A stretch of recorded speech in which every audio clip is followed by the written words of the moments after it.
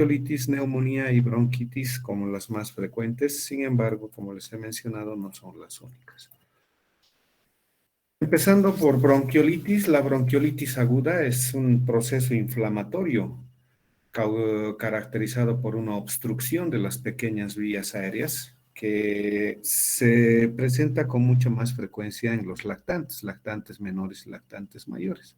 Quizás hasta los 3, 4 años podría todavía hablarse de bronquiolitis, sobre todo si encontramos manifestaciones clínicas que son típicas de esta enfermedad y que además las más de las veces está asociada a un periodo determinado del año, es estacional. Sin embargo, más allá de los 4 años puede no ser muy frecuente y tratarse ya de otro tipo de enfermedades. Y el diagnóstico de bronquiolitis podríamos hacer en todo aquel paciente que ha tenido dificultad respiratoria debido a un proceso inflamatorio, como les mencionaba, y que se caracteriza por sibilancias.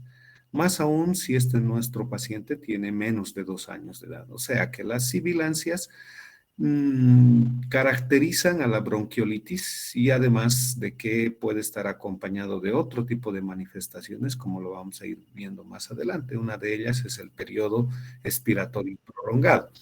Eso nos acerca más al diagnóstico, ¿no es cierto?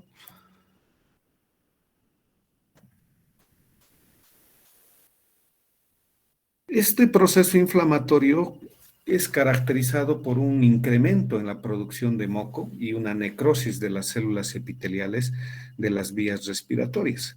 Tanto la producción de moco como la necrosis celular van a dar lugar a estas manifestaciones clínicas que les había mencionado, sobre todo las sibilancias, porque va a producirse una obstrucción parcial de las vías respiratorias bajas.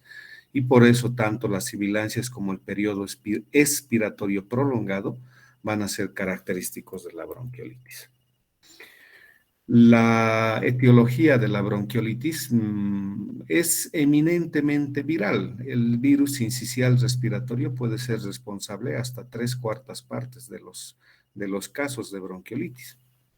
Y el virus sincicial respiratorio, hay 2 serotipos, uno de ellos es el del tipo A, que es más agresivo y puede producir brotes anuales, mientras que el del tipo B también tiene brotes anuales o a veces pasado un año, pero su agresividad es menor en relación a la del virus sincicial respiratorio del tipo A. Algunos otros, como el virus para influenza del tipo 1, 2 y 3, los adenovirus, el virus de la influenza o el de la gripe, del tipo A y B, ocasionalmente el micoplasma neumonía como un germen atípico que ustedes lo conocen y los enterovirus.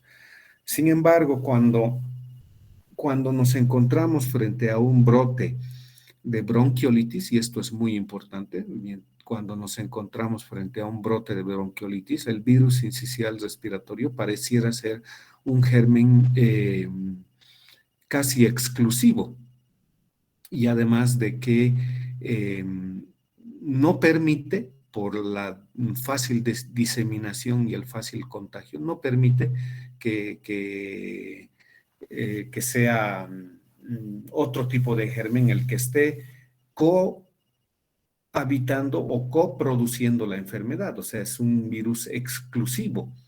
Excluye a todos los otros gérmenes por la forma de producir la enfermedad y la forma de transmitirse de la enfermedad. O sea que si encontramos en algún momento un brote del virus sincicial respiratorio y ya lo hemos identificado, lo más probable que los siguientes pacientes tengan el mismo serotipo del virus sincicial respiratorio. Como toda enfermedad, tiene un curso natural, una historia natural de la enfermedad, ¿no es cierto? Un periodo de incubación que va entre 4 y 6 días, que se inicia como tal vez un cuadro respiratorio de vías aéreas superiores, como un catarro, coriza, febrícula, y a veces puede estar acompañado de dolor ótico, proceso inflamatorio a nivel de los oídos, con una otitis, que generalmente esta otitis es bilateral, por lo que diferencia en algunos casos de la otitis de etiología bacteriana. Progresa la enfermedad y a lo largo de 3 a 7 días puede aparecer una dificultad respiratoria que tiene diversa intensidad dependiendo de la respuesta ah, inflamatoria y la respuesta inmune de nuestro paciente. La intensidad va a ser variable. Se inicia con una taquipnea o un aumento del ritmo respiratorio que va aumentando en intensidad. Hay retracciones intercostales y subcostales. En algunos pacientes puede ya presentarse datos de insuficiencia respiratoria, datos clínicos como cianosis y datos gasométricos como hipoxemia e hipercapnia, ¿no es cierto? O sea, eso ya traduce una insuficiencia en el intercambio gaseoso a nivel alveolo capilar, o sea que podríamos estar, o sea, podría el paciente presentar datos de insuficiencia respiratoria y ser una bronquiolitis, en este caso, una bronquiolitis severa. Los hallazgos clínicos a nivel de la exploración física, tenemos una percusión torácica que muestra un aumento de la resonancia, eso se debe por la mayor retención de aire a nivel de los pulmones. La auscultación es, como les decía hace rato, un alargamiento de la fase expiratoria de la respiración y las sibilancias expiratorias en ambos campos pulmonares. Cuando se escucha sibilancias de manera bilateral, lo más probable, en un niño menor de 2 años, lo más probable es que se trate de una bronquiolitis. Esto también puede estar acompañado de una disminución del murmullo vesicular, también de manera bilateral, y la aparición de estertores crepitantes muy finos, que apenas son perceptibles y que habitualmente los pacientes pueden pasar desapercibidos con este tipo de manifestación. O sea, muy pocos escuchan los estertores crepitantes o subcrepitantes porque son de pequeña burbuja, como se denomina. La radiografía de tórax muestra hiperinsuflación, infiltrados intersticiales, atelectasias laminares o segmentarias y neumomediastina en los casos graves, ¿no es cierto? Todo esto se debe a la retención del aire a nivel del tórax, ¿no es cierto? Si hemos mencionado que dentro de la fisiopatología se produce una obstrucción parcial de las vías aéreas inferiores, en el proceso de la inspiración, que es un proceso activo, se incrementa la presión para introducir aire a nivel alveolar. Pero la expiración se convierte en un proceso pasivo que requiere solamente de muy poco trabajo para eliminar el aire de los alveolos. Sin embargo, como hay esta obstrucción parcial, el aire se va acumulando y por eso es que las manifestaciones clínicas y radiográficas se deben a esta acumulación o atrapamiento aéreo dentro de los alveolos. Dentro de los exámenes complementarios, el hemograma, que es un examen que solicitamos con mucha frecuencia en pediatría y en casi todas las especialidades, eso para ver el medio interno, ¿no es cierto? Cómo es que responde el organismo frente a un proceso inflamatorio infeccioso, en este caso una infección de origen viral. Aporta muy pocos datos o son inespecíficos y la gasometría, como les había mencionado hace un momento, puede tener hipoxemia, o sea, una PO2 por debajo de 65 milímetros de mercurio en Cochabamba, a la altura de Cochabamba, y puede tener hipercapnia con la PCO2 un poquito por encima de los 35 milímetros de mercurio. Entonces, estos datos ya, como les había mencionado, traducen la insuficiencia respiratoria a nivel gasométrico, que puede estar eso acompañado de la manifestación clínica de cianosis periférica y en grados o en casos graves de cianosis central incluso, ¿no es cierto? La conducta que nosotros deberíamos tomar ante un paciente con bronquiolitis va a depender de nuestra evaluación inicial, ¿no es cierto? Tendremos que evaluar la gravedad de la enfermedad, determinando el estado de oxigenación de nuestro paciente con una oximetría de pulso tal vez. En ocasiones es necesario la gasometría arterial y venosa. Debemos evaluar la capacidad de nuestro paciente para poder alimentarse. Si es un lactante menor que oscila entre los 6 y los 12 meses de edad, habrá que evaluar que el ritmo respiratorio o los ciclos respiratorios en su frecuencia no vayan a interferir en el proceso de la deglución, succión y deglución, ¿no es cierto? Porque si estás respirando entre 80 y 100 ciclos respiratorios por minuto, esto podría producir una incoordinación entre la succión y la deglución y ser perjudicial para nuestro lactante debido a que la leche que está tomando podría no seguir el camino correcto y en ocasiones se produce la broncoaspiración, que eso es habitual cuando los pacientes tienen grados elevados de dificultad respiratoria. También la dificultad respiratoria podría incrementar la pérdida de líquidos. No se olviden de que el niño, manteniéndolo en ayuno por la frecuencia respiratoria muy elevada y además de que esta frecuencia respiratoria incrementa las pérdidas insensibles por la respiración, puede en algún momento entrar en cierto grado de deshidratación. Si es leve, podríamos compensar por vía oral, pero si ya la deshidratación ocupa grados mayores, quizás va a ser necesario incluso la internación para la administración de líquidos endovenosos. Eso va a resultar de nuestro periodo de evaluación. Este periodo de evaluación nos va a determinar la gravedad y va a mostrarnos si nuestro paciente requiere de hospitalización para oxigenación adicional, para líquidos adicionales o líquidos parenterales, para mantener una cantidad de calorías también apropiadas para la edad y todo eso que debemos cumplir como parte del manejo integral de nuestro paciente, ¿no es cierto? Si nos ocupamos solamente de la bronquiolitis y dejamos de lado todo lo que acompaña al manejo integral del paciente, entonces podríamos cometer errores. Hay criterios de hospitalización en el caso de la bronquiolitis. Obviamente, cuando el grado de dificultad es muy elevado, nuestro paciente debería ser hospitalizado. Cuando la saturación se encuentra por debajo de 90%, la saturación de oxígeno por debajo de 90%, eso indicaría de que nuestro paciente requiere oxígeno adicional. Y obviamente el paciente no tiene oxígeno adicional en casa, por lo que debería ser hospitalizado y ser monitorizado para que la cantidad de oxígeno adicional que requiera sea parte del tratamiento que nosotros vamos a otorgar. Cuando hace rato les decía, si hay dificultad para la alimentación y mantenemos en ayuno a nuestro paciente, entonces deberá quedar hospitalizado nuestro paciente en casos de deshidratación o en casos de que el paciente tenga historia de apnea, apnea primaria o apnea secundaria en el periodo neonatal.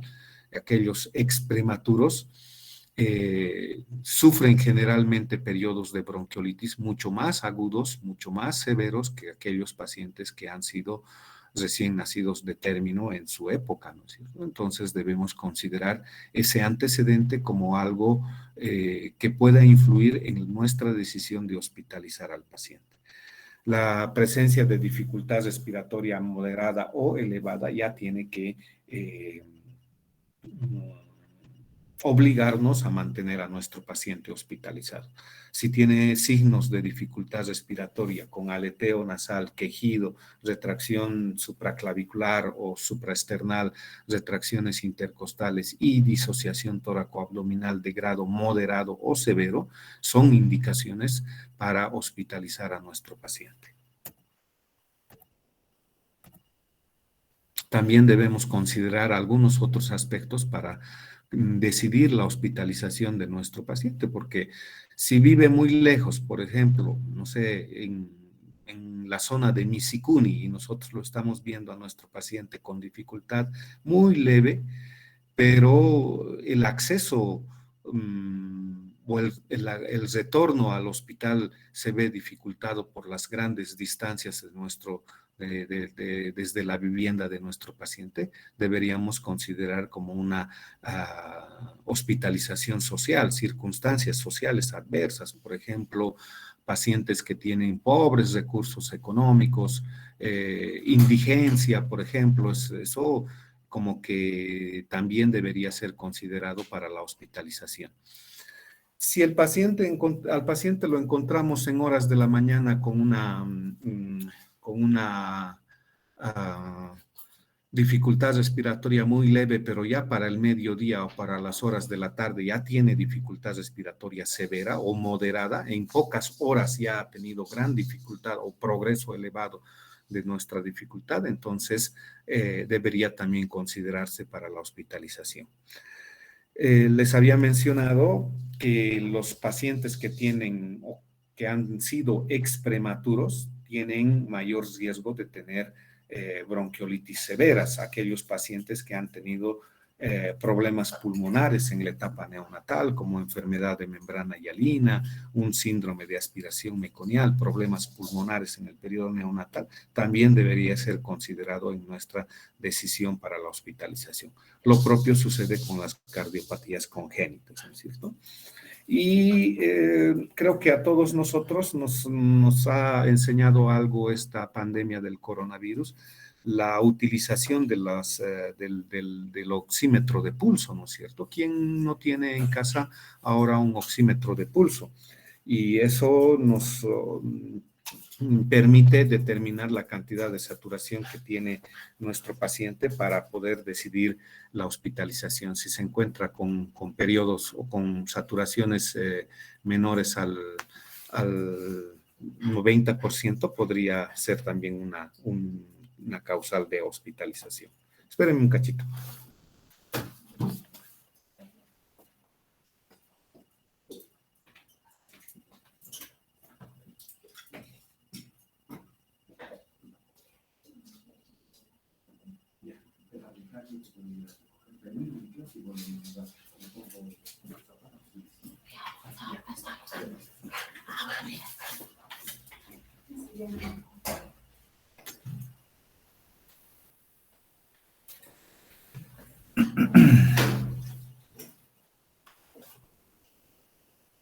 Ahora, cuando estamos realizando el manejo de nuestro paciente, no existe todavía un consenso al nivel en el cual nosotros debemos administrar oxígeno adicional. Eso debido a que la altitud a la que vivimos en diferentes lugares, Cochabamba, La Paz, Oruro, no sé, influye mucho en la saturación de oxígeno que debería ser considerado como normal. En Cochabamba, tal vez entre 90 y 92 o por encima de 90 debería considerarse como algo normal. Por debajo de 90, como que ya nos obligaría a tener necesidad de oxígeno adicional en nuestro paciente. De la misma manera, una vez que ya hemos iniciado el tratamiento con oxígeno adicional, ya sea por distintos métodos, puntas nasales, mascarilla, casco cefálico o lo que sea necesario para concentrar más aún el porcentaje de oxígeno que respira nuestro paciente. El retirar el oxígeno o el destete del oxígeno también va a requerir de las características clínicas y de la evolución de nuestro paciente. No es que, bueno, pues ya son 2 días de oxígeno y le quitamos porque la literatura dice que máximo debemos utilizar 2 días de oxígeno adicional. Sabemos de que cada paciente tiene que ser manejado de manera individual y las características clínicas y la evolución del paciente nos va a determinar o van a determinar nuestras decisiones en cuanto a la suspensión del oxígeno, ¿no es cierto? Porque hay pacientes que pueden tener patologías asociadas, pueden tener antecedentes de patología pulmonar crónica, que eso nos obliga a mantener periodos más prolongados de oxigenación adicional e incluso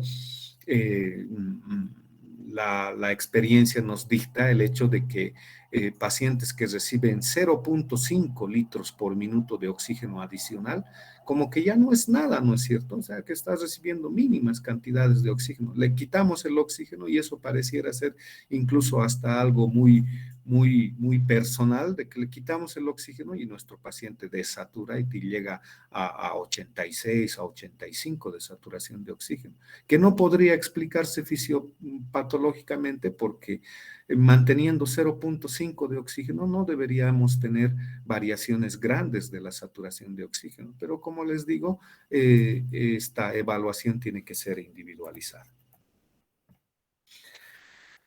Dentro de nuestra conducta, la alimentación, como les había mencionado, también juega un papel importante y la alimentación, si no se puede lograr mediante la succión o mediante la alimentación por vía oral, deberíamos tal vez pensar en implementar una sonda nasogástrica o incluso administrar alimentación parenteral parcial, nutrición parenteral parcial o mínimamente la administración de líquidos intravenosos para cubrir los requerimientos diarios, tanto de líquidos como de calorías.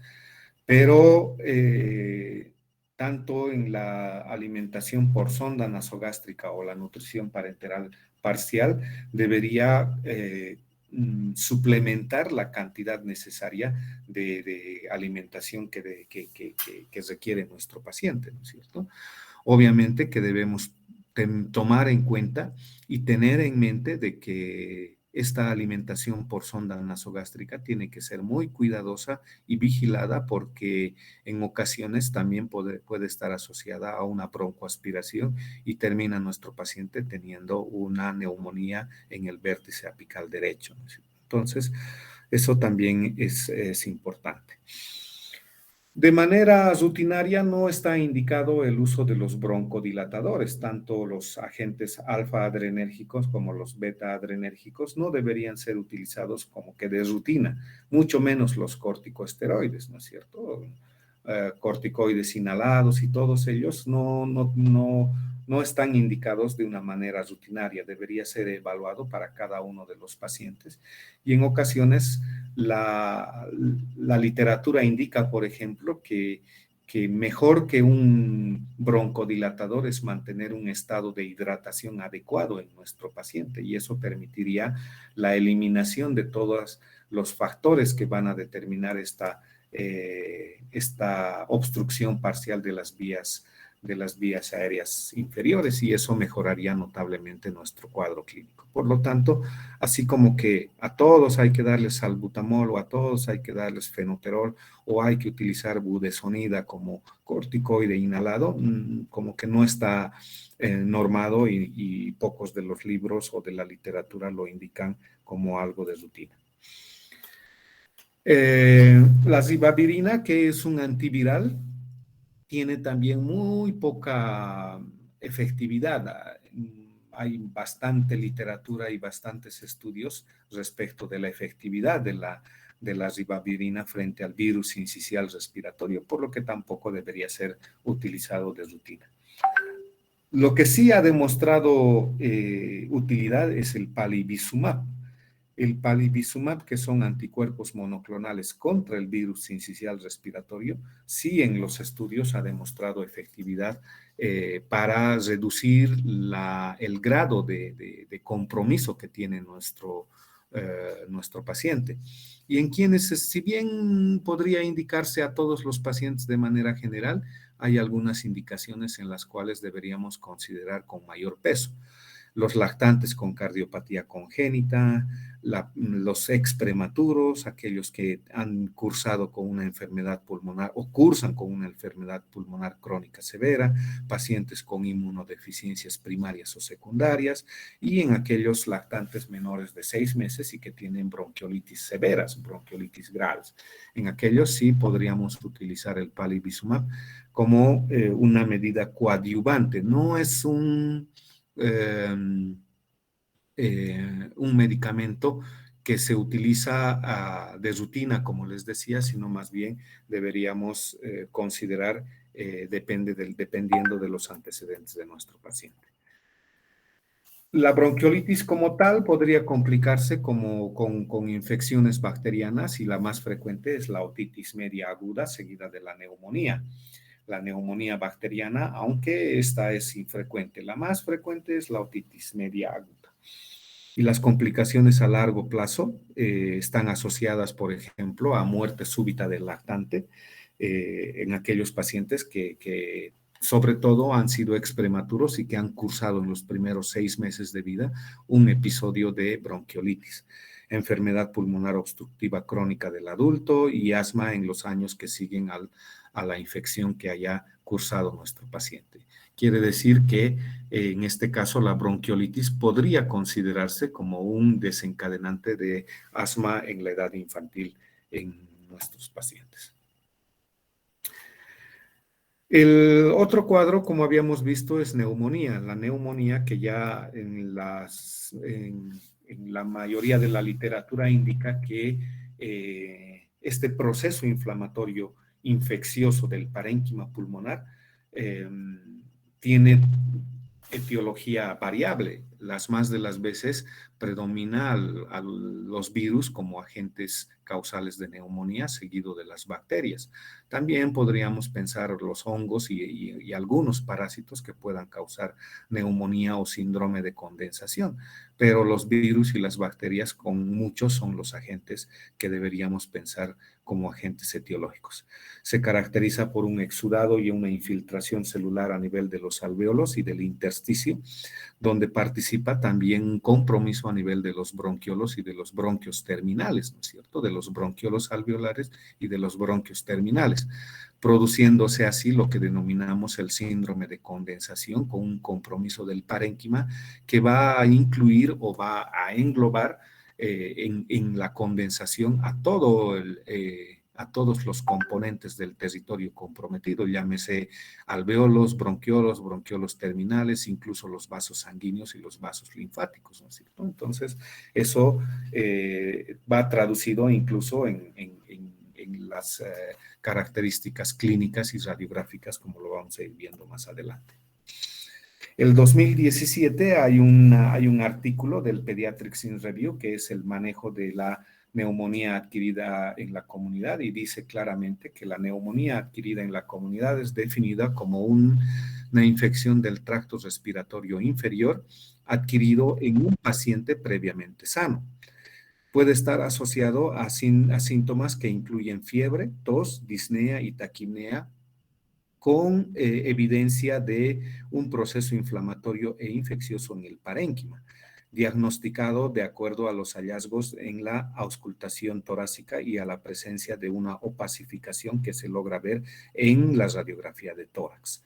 Entonces, creo que esta definición es la más completa y es relativamente actual. 5 años atrás ha sacado el artículo en esta revista de pediatría.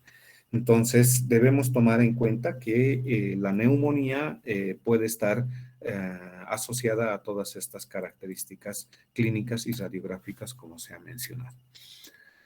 Pero, ¿cómo es que se produce el mecanismo fisiopatológico de la neumonía? La llegada del germen al territorio comprometida puede ser a través de 3 vías. Primero, la vía aérea, que es la más frecuente, ya sea por aspiración de la flora que coloniza la faringe o por inhalación de partículas aerosólicas infectadas en un ambiente de hacinamiento, por ejemplo, o en un ambiente contaminado, o en un ambiente donde convive una persona que se encuentra con la enfermedad activa.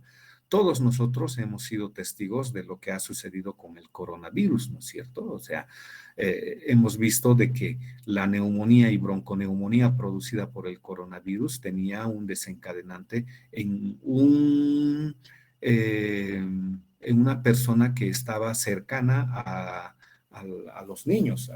En la etapa del 2022, en enero del 2022, los niños han sido fuertemente comprometidos con COVID, aunque afortunadamente ha tenido un curso benigno, pero la cantidad de pacientes pediátricos en esa época ha sido muy superior a las anteriores gestiones, ¿no? No hablemos del 2020 y del 2021, que creo que ha habido gran compromiso en pacientes de edad avanzada o en pacientes con patología previa, ¿no es cierto?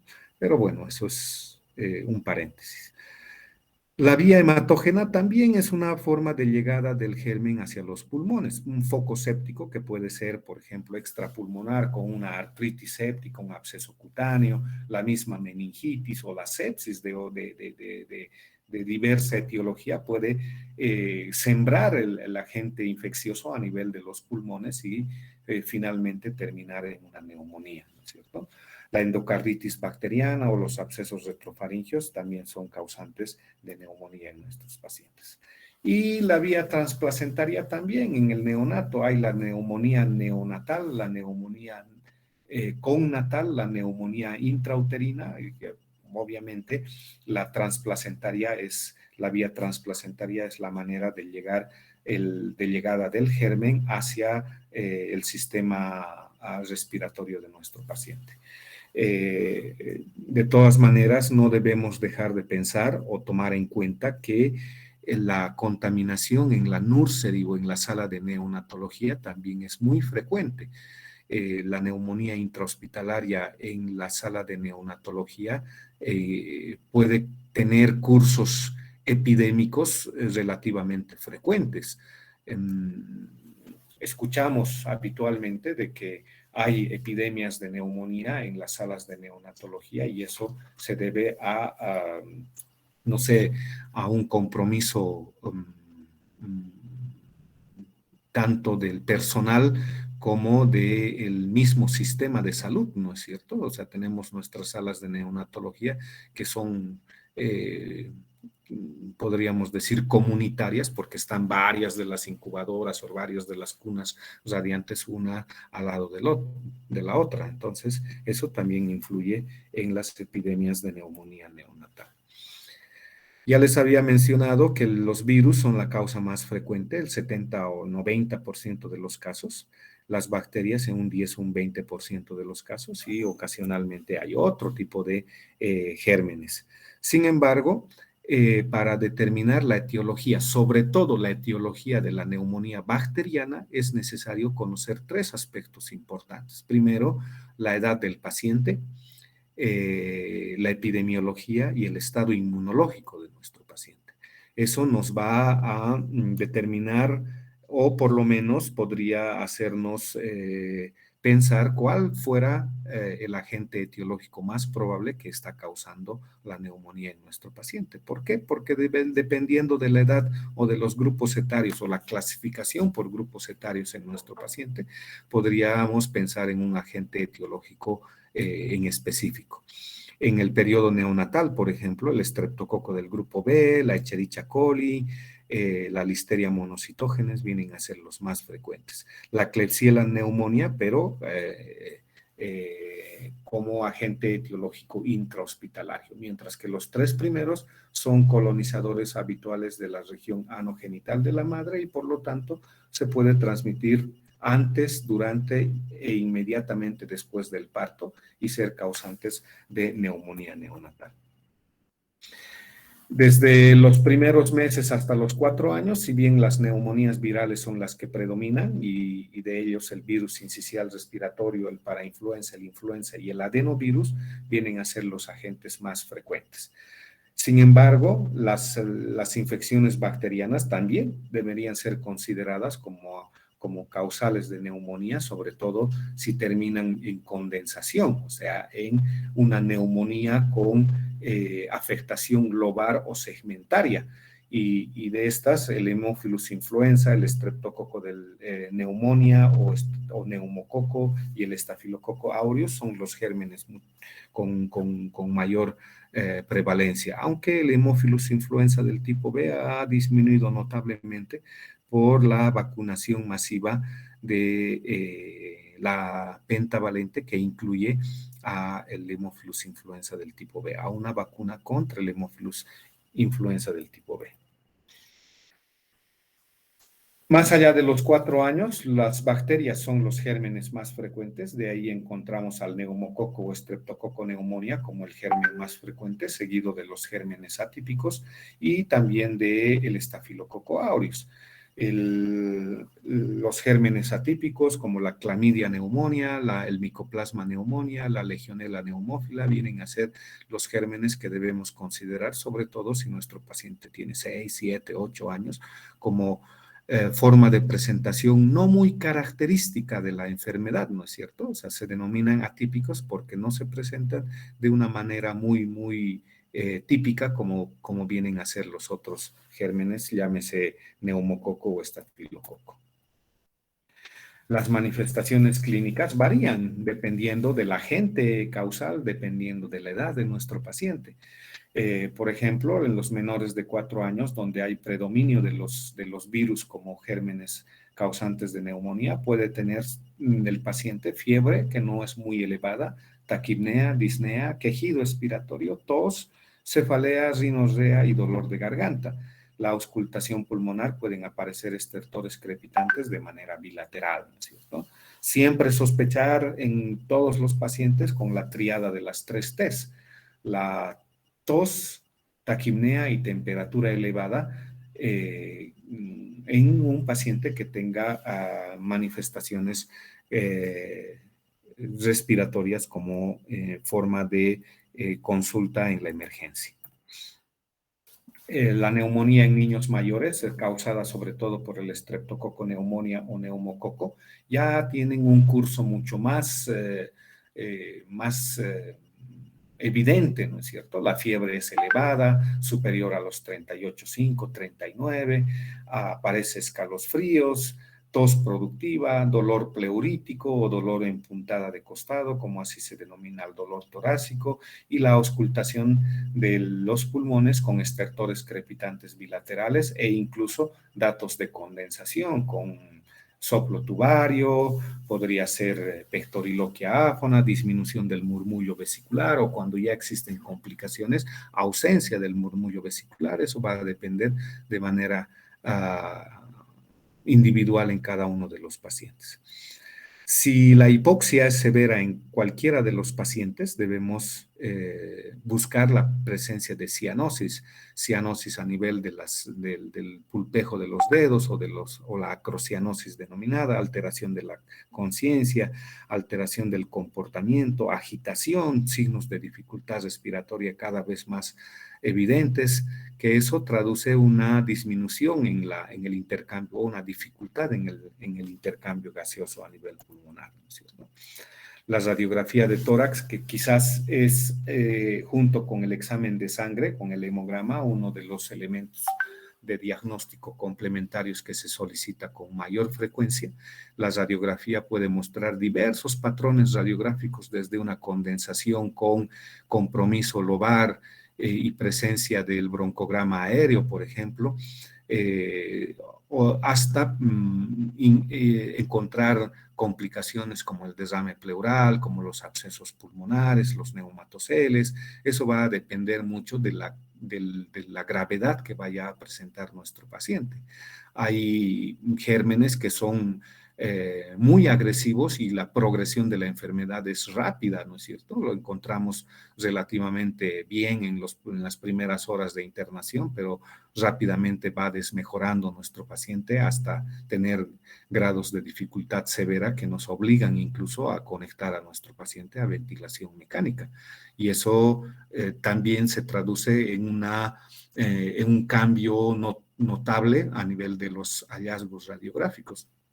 De inicio tenemos solamente una pequeña condensación, por decirles, en el vértice izquierdo, que rápidamente progresa con compromiso de la mitad del pulmón izquierdo y rápidamente también podemos encontrar derrame pleural o diversas complicaciones que ya las vamos a ir viendo.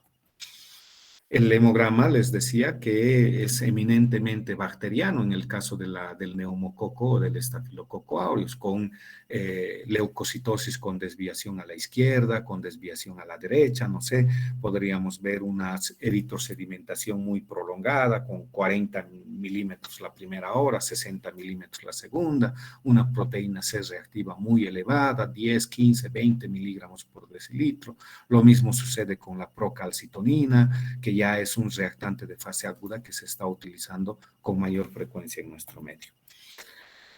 Una vez identificado a nuestro paciente y sabiendo de que la etiología podría ser viral o bacteriana, o ya clasificándola como viral o como bacteriana, la elección del antibiótico en el manejo de la neumonía bacteriana es importante. Y les mencionaba que debemos sospechar el agente etiológico en base a la edad del paciente, a los datos epidemiológicos, al estado inmunológico del paciente y a los patrones de sensibilidad geográfica que tenga el germen.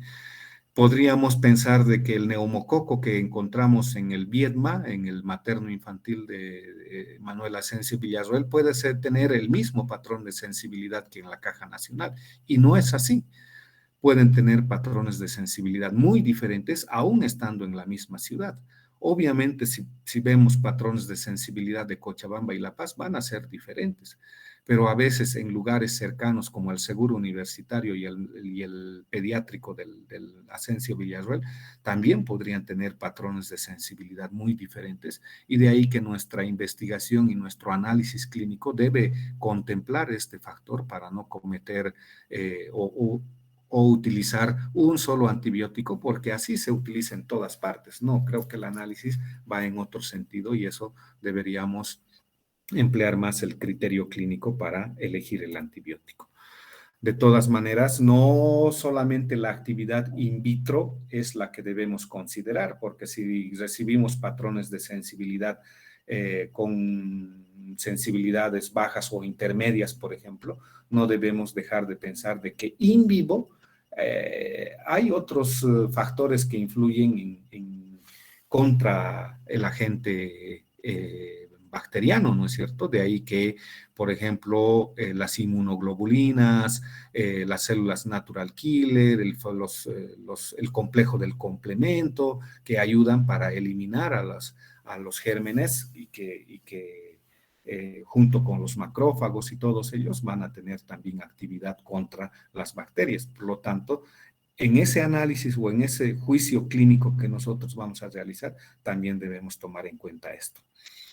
Las características farmacocinéticas y farmacodinámicas del antibiótico, el precio, el sabor, no sé, muchas otras cosas que deberíamos considerar, la vida media, la tolerancia, muchos factores que sí a la hora de utilizar o de escoger un antibiótico vienen a ser importantes en el tratamiento de la neumonía.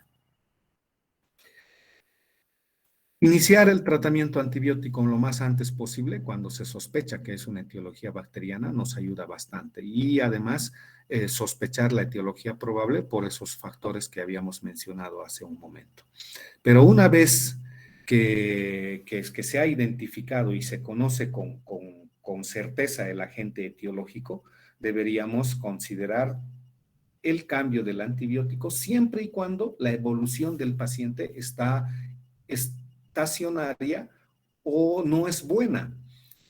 Pero si nuestro antibiótico empírico que habíamos iniciado 2 o 3 días antes tiene una respuesta clínica muy favorable, no deberíamos cambiar a pesar de recibir el cultivo de sangre o el cultivo de secreción con la identificación del germen y con patrones de sensibilidad muy diferentes a lo que nosotros estamos utilizando, precisamente por esa actividad antimicrobiana que tiene el propio organismo, ¿no es cierto? Entonces, si está yendo bien, mejor no cambiar el antibiótico y mantener el tratamiento hasta concluir el mismo.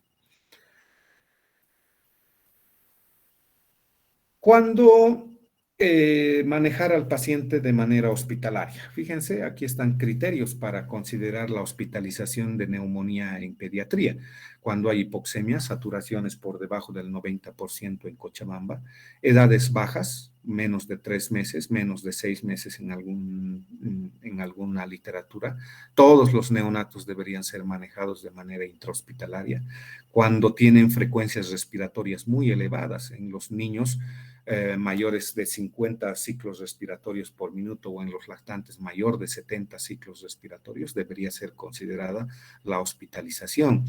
La dificultad respiratoria, apnea, gasping, dificultad respiratoria elevada, pobre alimentación enteral, todo eso se considera para la hospitalización. El reflujo capilar más de 2 segundos, porque eso indicaría deshidratación en nuestro paciente, apariencia tóxica de nuestro paciente, complicaciones, un paciente con derrame o con empiema no podría ser manejado de manera ambulatoria. La falla del tratamiento en un paciente ambulatorio después de 2 días de haberle dado tratamiento con vía oral o intramuscular y haber fallado o no haber obtenido la respuesta adecuada debe ser manejado de manera intrahospitalaria. Dificultad respiratoria que requiera intubación endotraqueal, que requiera presión positiva o ventilación a presión positiva, cuando hay apnea recurrente, cuando hay monitorización cardiovascular que involucre un compromiso con taquicardia sostenida, con presión arterial baja, ya como que vamos encontrando muchos más criterios para poder internar a nuestro paciente. Y esos criterios deben ser tomados en cuenta a la hora de decidir la hospitalización. Este es un algoritmo para el uso empírico de tratamiento antibiótico en la neumonía complicada. Sin embargo, como les había mencionado, creo que la primera línea, como menciona acá, la primera línea, la ampicilina endovenosa, sobre todo en el periodo neonatal, ampicilina más gentamicina sería una buena opción. Sin embargo, en los lactantes y en los niños, la penicilina sódica es una de las mejores opciones para el tratamiento empírico de la neumonía. ¿Por qué? Porque el germen más frecuente es el neumococo y el neumococo, si bien tiene resistencia a la penicilina, esta resistencia no está muy difundida, o sea, el porcentaje no es muy elevado. En el caso de la alergia a la penicilina, tal vez utilizar ceftriaxona, como dice este algoritmo, y en casos mucho más serios, quizás utilizar levofloxacina.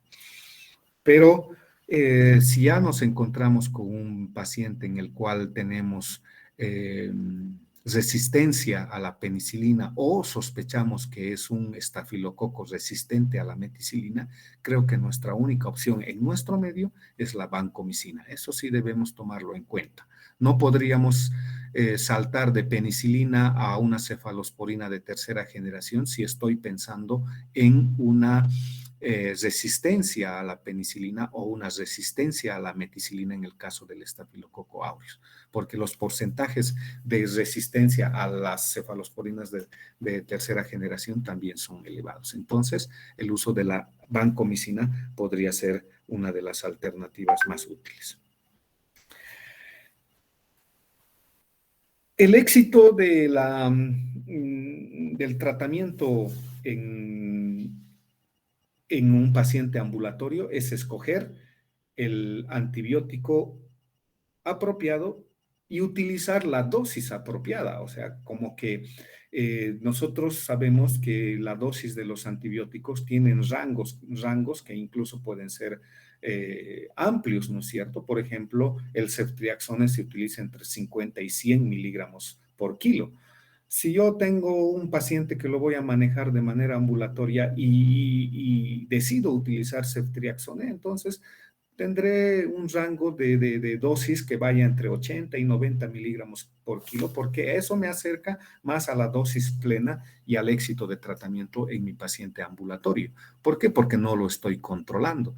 Sin embargo, cuando ya está mi paciente hospitalizado, tendré que utilizar, por ejemplo, ceftriaxona, sí, en rangos intermedios, pero por vía endovenosa, ya no intramuscular, por ejemplo. ¿No? Entonces, por vía endovenosa ya como que mejoro las concentraciones inhibitorias mínimas, mejoro el ritmo o el tiempo de las dosis de tratamiento. ¿Y por qué? Porque lo tengo hospitalizado en nuestro paciente, ¿no es cierto? Aquí en este mismo artículo del Pediatrics in Review dice que la selección de un antibiótico oral apropiado debe estar basado en el patógeno sospechado, en la edad del paciente, en exposiciones, en la historia previa de nuestro paciente, en las alergias medicamentosas y en los patrones de resistencia de las bacterias o de la neumonía adquirida en la comunidad. Por lo tanto, llegando a un resumen, que el de la elección de los antibióticos, hay que tener cuidado con la elección de antibióticos, utilizar oxígeno adicional en casos de hipoxemia para mantener una saturación de 92% o más. Si es necesario, debe ser trasladado a cuidados intensivos. Se debe continuar con la alimentación a menos de que exista vómitos incoercibles, haya riesgo de broncoaspiración por taquipnea grave o disnea evidente. Los líquidos intravenosos deben ser considerados en los niños deshidratados o en aquellos que no son capaces de alimentarse de manera apropiada. La radiografía de tórax, los cultivos, el aspirado nasofaringeo, el hemograma y todos los exámenes complementarios deben estar considerados en nuestro análisis en todos los pacientes, dependiendo de la gravedad en los cuales, de la gravedad del cuadro de nuestro paciente. Si es una dificultad respiratoria leve, no tendré que hacerle todos los exámenes de laboratorio. Pero si mi paciente va a quedar internado y la progresión es rápida, quizás incluso hasta glicemia, electrolitos, gasometría arterial y todo eso que me ayude a decidir si va a necesitar incluso ventilación mecánica, ¿no es cierto? Entonces, eso es muy importante.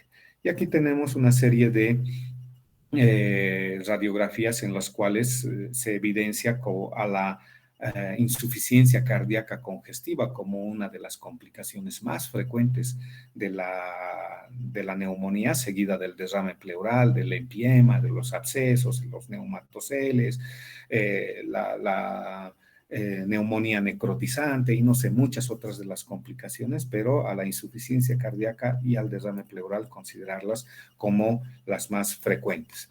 Una progresión radiográfica de un paciente, por ejemplo, fíjense, una neumonía de 2/3 del pulmón derecho que se complica rápidamente con un derrame pleural. Fíjense que acá, en la radiografía A, todavía se mantiene el ángulo costodiafragmático y cardiofrénico libres, pero ya en la radiografía B y C ya están borrados debido a la presencia de líquido. Y luego del tratamiento, fíjense, 10 días de tratamiento o quizás un tiempo prudente de tratamiento, vemos cómo se va aclarando y todavía persiste un nivel aquí que nos hace pensar de que todavía existe líquido en el pulmón derecho de nuestro paciente, ¿no? Eso que también debería entrar en nuestro análisis, cómo debemos hacer los controles radiográficos.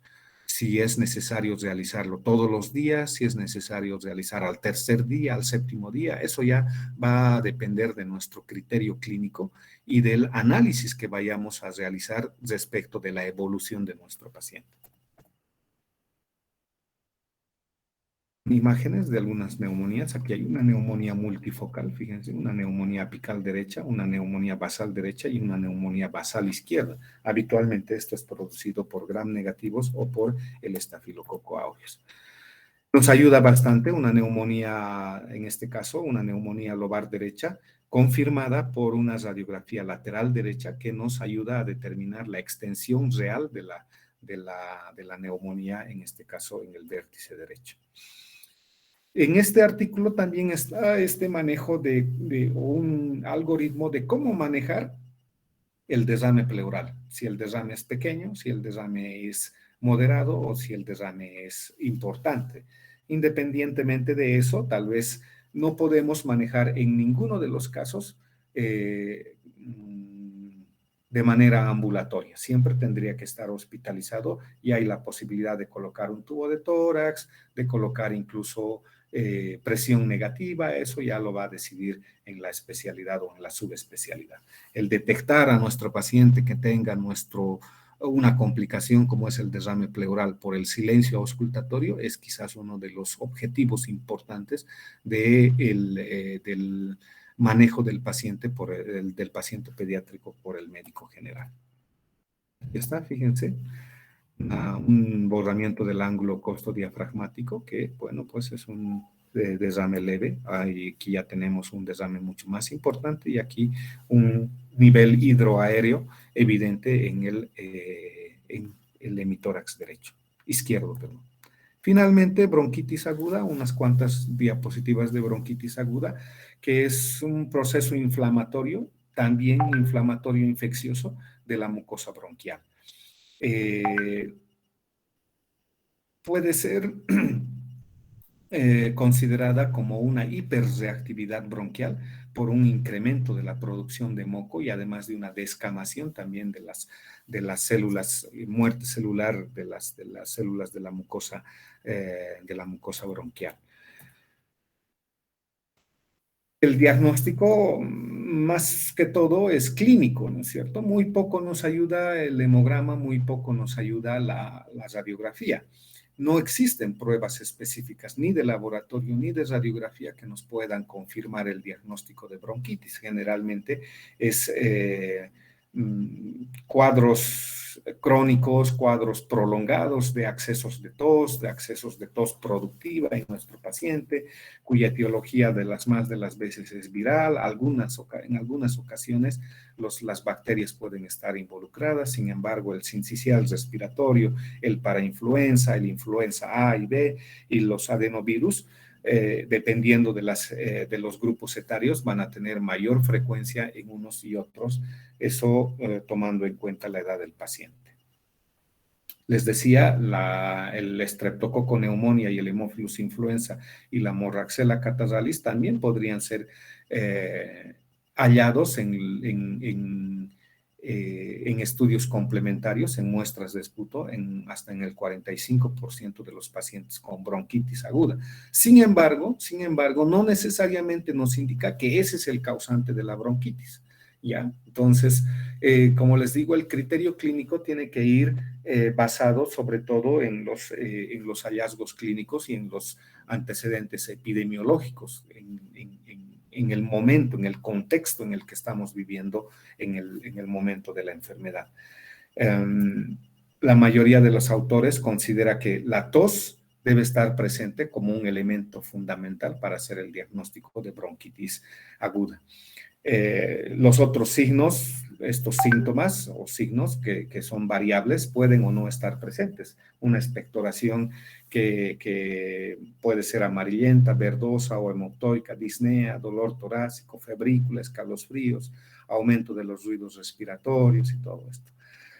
Mucho ustedes van a escuchar de que por parte de los padres, por ejemplo, de que dicen ya la expectoración o las flemas que tiene mi niño ya son verdosas y por lo tanto se ha complicado y esto ya es una bacteria. Sin embargo, y por lo tanto usted tiene que darle un antibiótico como tratamiento. Sin embargo, la mayoría de las publicaciones indican que incluso expectoraciones verdosas pueden no estar asociadas con una infección bacteriana. Por lo tanto, nuevamente incluimos aquí el criterio y el análisis clínico para el uso racional de los antibióticos en este tipo de pacientes. El diagnóstico de bronquitis en base a la historia clínica, muy importante, una exploración física general y regional, muy importante. Puede haber o no fiebre, porque la bronquitis, como les digo, aparte de la tos, las otras manifestaciones clínicas pueden estar o no presentes.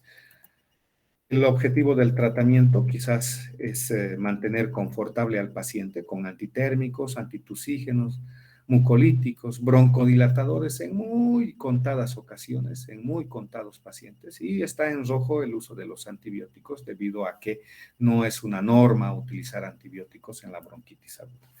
Esa es la presentación que les tenía preparada para hoy día, estimados estudiantes. Creo que exactamente hemos tenido una hora de presentación y ahora han entrado 30 estudiantes y se han quedado 27, eso está